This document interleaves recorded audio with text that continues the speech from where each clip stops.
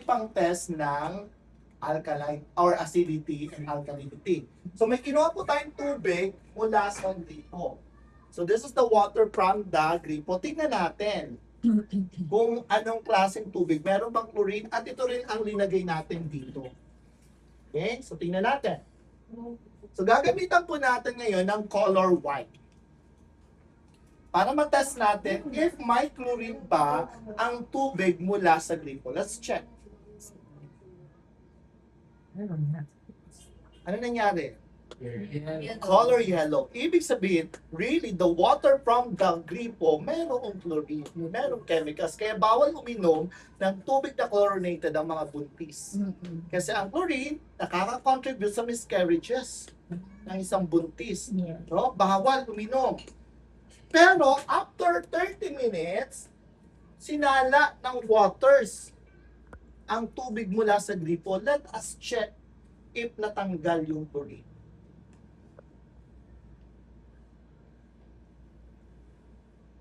Yellow ba?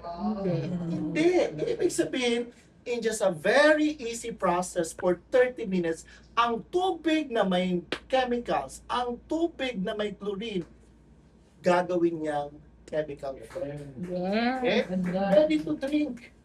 Pwede inumin ng mga bata. Safe na inumin ng mga bata. Okay? Malinaw? Malinaw.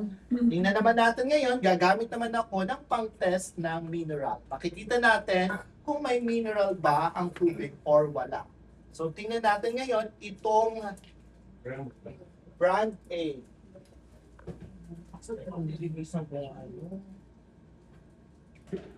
So brand A, tingnan natin.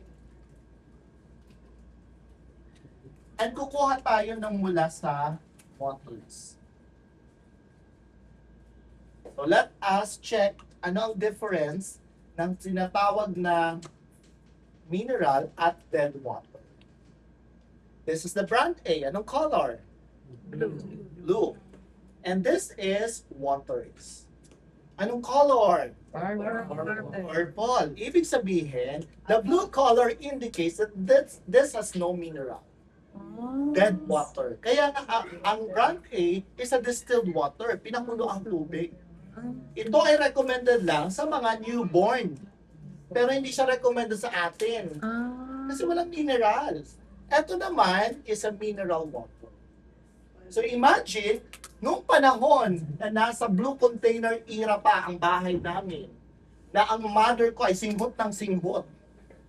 Bakit pag pinapainom namin walang nangyayari ang katawan? Kasi wala naman talaga. Di ba? Pero nung waters na ang ginamit namin, tingnan po ninyo nung waters na ginamit namin, no? So, nag-change na kami to waters. At ang katawan ng mother ko, ganito. Ganito lang ang katawan mo, kulang sa mineral. Change waters because if you drink waters, it will supply minerals. See? That's the goodness of waters. That's the benefits you can get of using them. 20 minerals. A small plaster. And